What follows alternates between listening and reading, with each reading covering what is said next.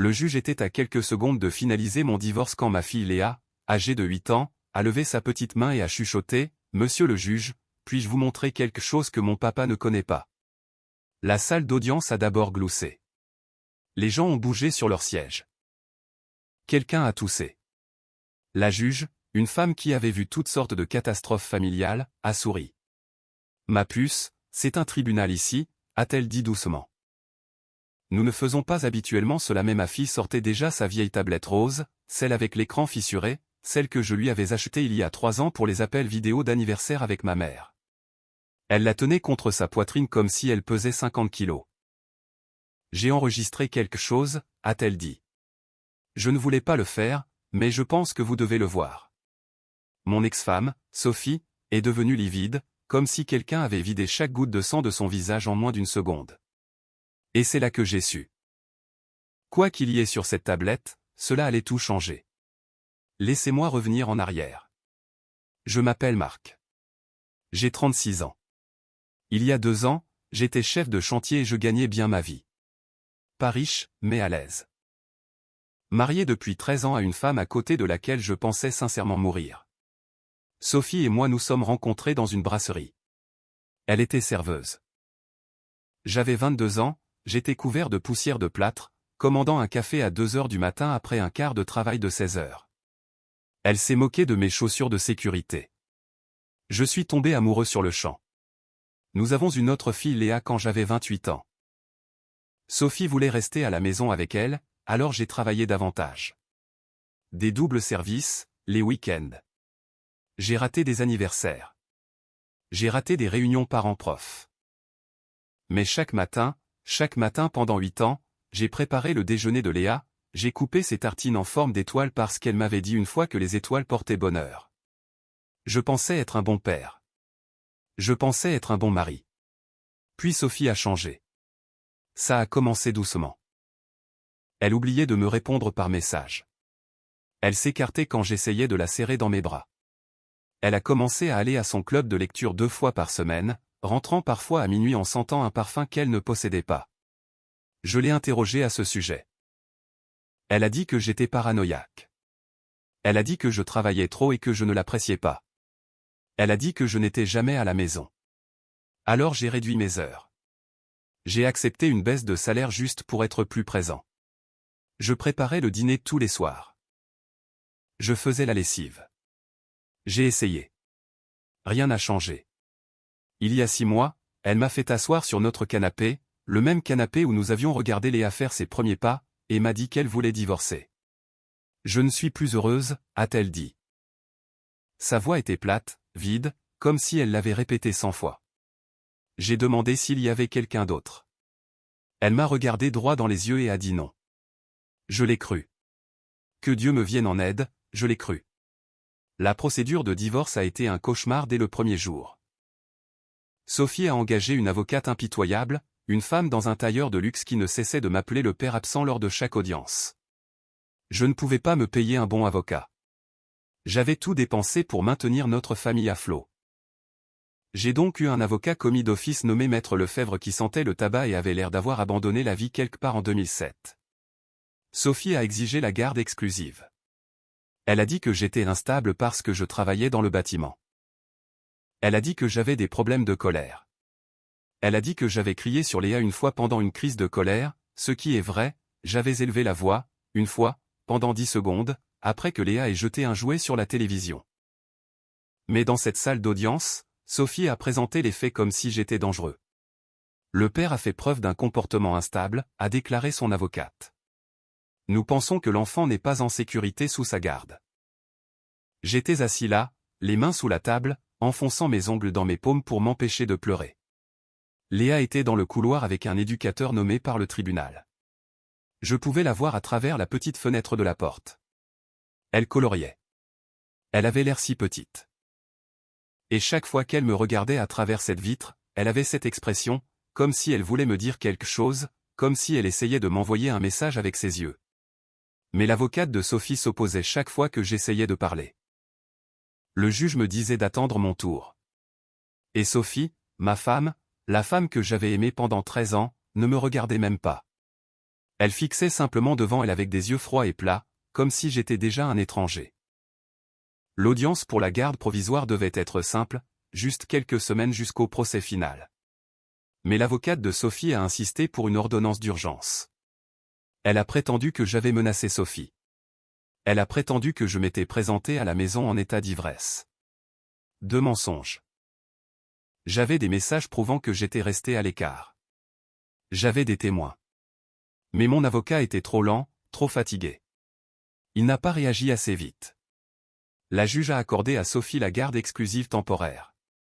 Je pouvais voir Léa 2 fois par semaine, sous surveillance, pendant 2 heures. Je suis rentré chez moi ce soir-là et je suis resté assis dans ma camionnette dans l'allée pendant 45 minutes, fixant simplement le volant. La maison était vide.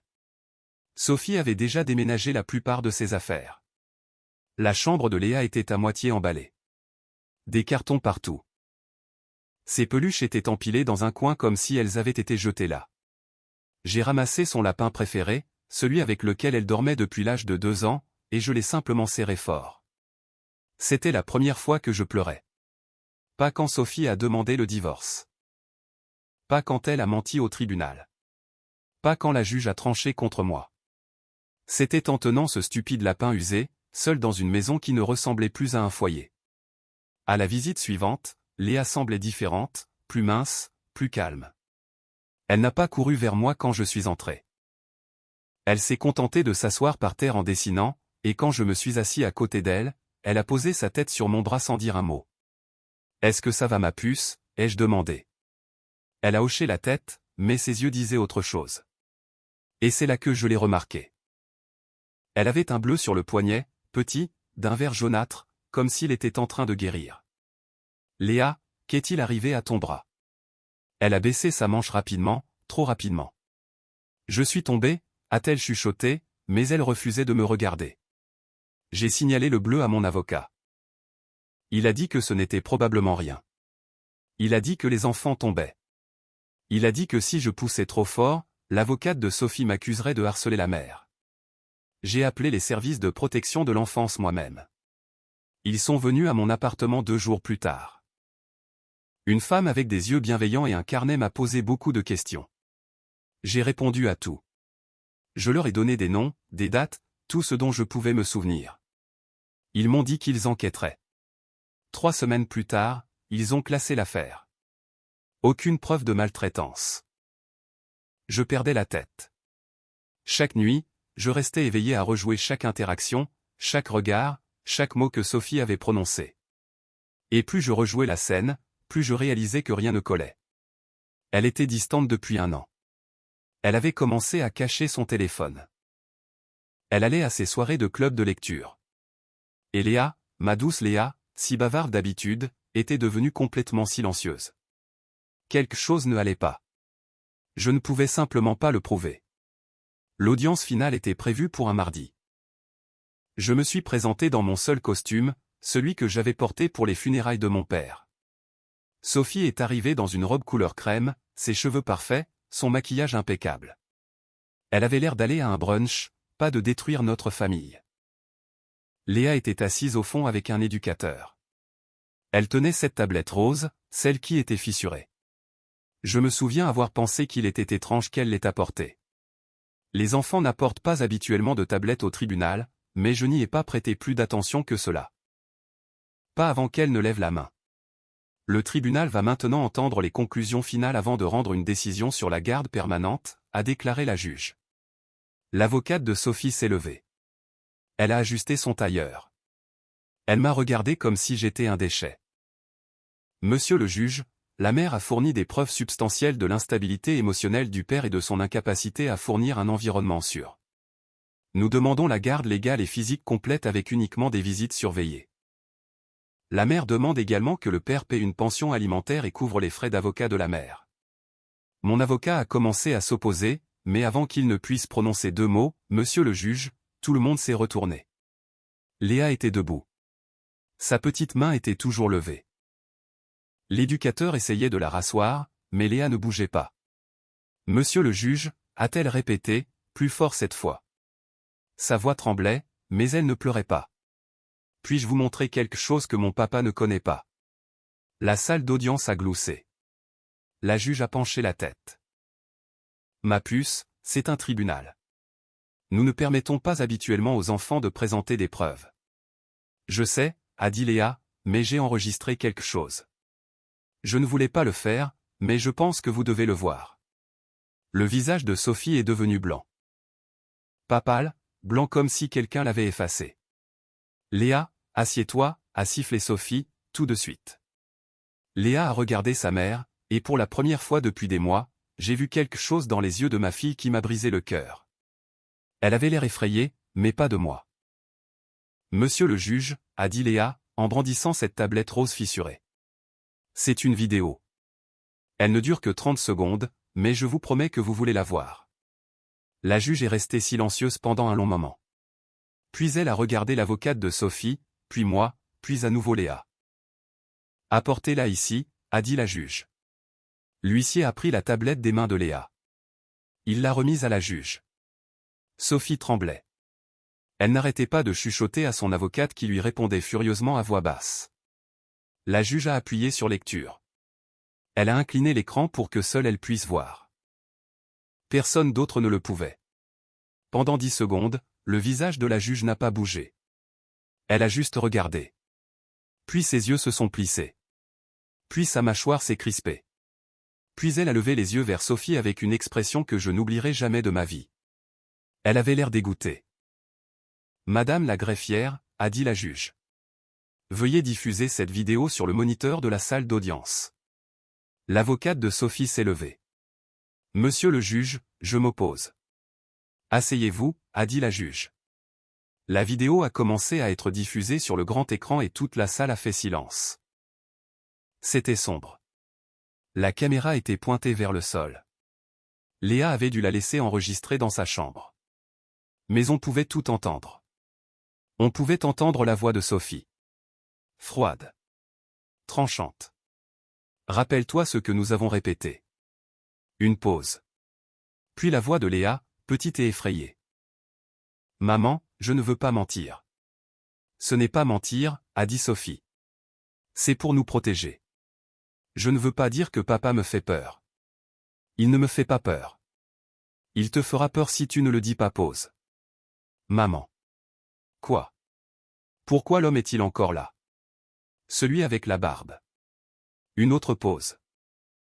Plus longue cette fois. Ne t'inquiète pas pour lui, Léa. Inquiète-toi juste de l'histoire. Peux-tu me raconter l'histoire? Je ne veux pas. Raconte-moi l'histoire, Léa. Je ne veux pas. Raconte-moi l'histoire. Silence. Puis la voix de Léa, à peine un murmure, en pleurant. Papa me fait peur. Papa crie. Papa a poussé maman. C'est bien ma fille. La vidéo s'est terminée. La salle d'audience était plongée dans un silence de mort. Personne ne parlait. Personne ne bougeait. Et puis j'ai regardé Sophie. Pour la première fois de la journée, ma femme avait l'air terrifiée. La juge a retiré ses lunettes lentement, délibérément, comme si elle avait besoin d'un moment pour digérer ce qu'elle venait d'entendre. Elle les a posées sur son bureau, puis elle a regardé l'avocate de Sophie. Vous étiez au courant de cela. L'avocate de Sophie a ouvert la bouche, l'a refermée, l'a rouverte. Je n'étais pas au courant. La mère ne me l'a jamais révélé. Avez-vous examiné les preuves avant de les présenter à ce tribunal? J'ai examiné ce que la mère m'a fourni. Vous n'avez pas pensé à demander pourquoi une enfant de 8 ans avait un script mémorisé. Silence. La juge s'est tournée vers Sophie. Madame Thompson, vous avez 30 secondes pour m'expliquer pourquoi je ne devrais pas vous poursuivre pour outrage au tribunal et vous renvoyer pour des poursuites pénales. Sophie a commencé à pleurer, de vraies larmes cette fois, pas les larmes de comédie que j'avais vues à chaque audience. Il allait me la prendre, a-t-elle sangloté. Il allait prendre mon bébé. Madame, votre mari a demandé un droit de visite classique. Il n'a jamais demandé la garde exclusive. C'est vous qui l'avez fait. Sophie ne pouvait pas répondre. Elle continuait de pleurer. Et Léa, ma courageuse, ma magnifique Léa, est passée devant sa mère sans un seul regard. Elle est passée devant les avocats, devant l'éducateur, devant tout le monde. Elle a marché droit vers moi. Elle s'est assise sur la chaise à côté de la mienne. Elle a appuyé sa tête contre mon bras et elle a chuchoté, « Je suis désolé de ne pas te l'avoir montré plus tôt, papa. J'avais peur. » J'ai mis mon bras autour d'elle. Je l'ai serré fort. Et pour la première fois en 6 mois, j'ai eu l'impression de pouvoir respirer. La juge n'a même pas délibéré. Elle m'a accordé la garde légale et physique complète avec effet immédiat. Des visites surveillées pour Sophie seulement si elle terminait une thérapie et des cours de parentalité. Et elle a ordonné une enquête immédiate sur l'homme à la barbe que Léa avait mentionné sur l'enregistrement. L'avocate de Sophie a essayé de faire appel. La juge a refusé avant même qu'elle n'ait fini sa phrase. Puis la juge a regardé Léa. Sa voix s'est adoucie. « Ma puce, j'ai une dernière question pour toi. » Léa a hoché la tête.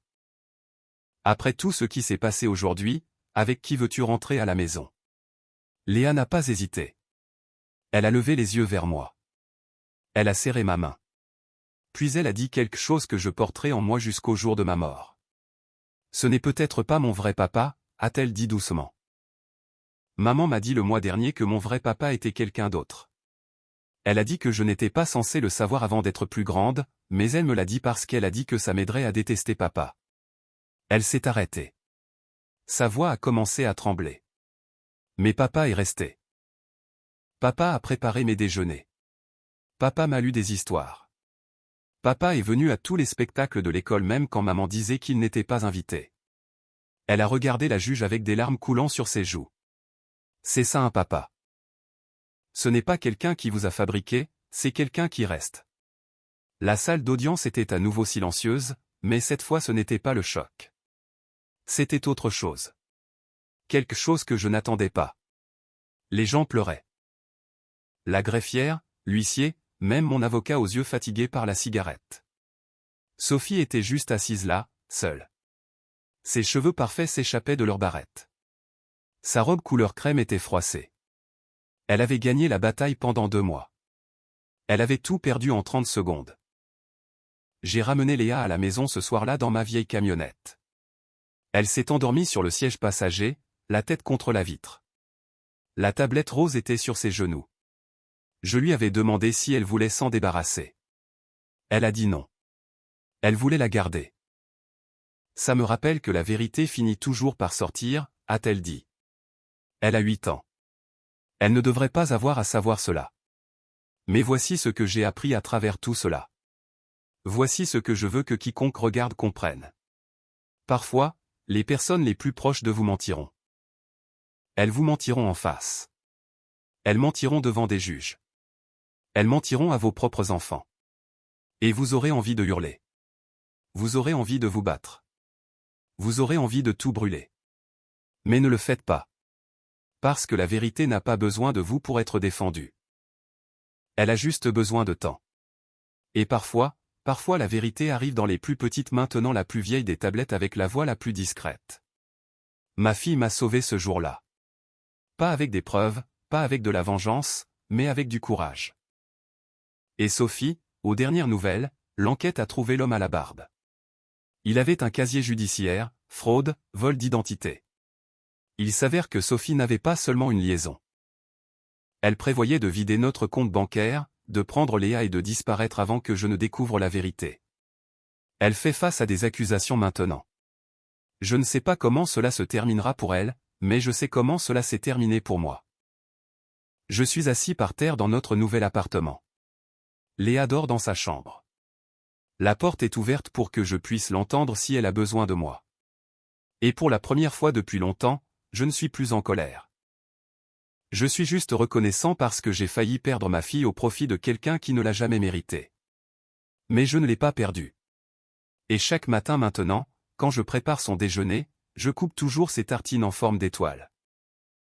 Cette histoire nous rappelle avec une force incroyable que l'intégrité et la persévérance finissent toujours par porter leurs fruits, même face aux mensonges les plus sophistiqués. Dans un monde où les apparences peuvent être trompeuses, comme le montre le comportement de Sophie et de son avocate, c'est la pureté et la vérité d'une enfant qui ont rétabli la justice. Le courage de la petite Léa est une leçon pour nous tous. Parfois, la vérité n'a pas besoin de grands discours ou de moyens financiers colossaux, elle nécessite simplement le courage de s'exprimer au bon moment. Marc, malgré les épreuves et les calomnies, a choisi de rester un bon père, fidèle à ses principes, et c'est cet amour inconditionnel qui a créé le lien indestructible sauvant sa famille. L'identité d'un parent ne se définit pas par la biologie, mais par la présence, le soin quotidien et l'engagement, comme l'illustre magnifiquement le geste symbolique des tartines en forme d'étoile. Cette vidéo souligne également l'importance de ne pas se laisser consumer par la haine ou la vengeance lors de conflits personnels, car la vérité possède sa propre force interne qui se révèle avec le temps.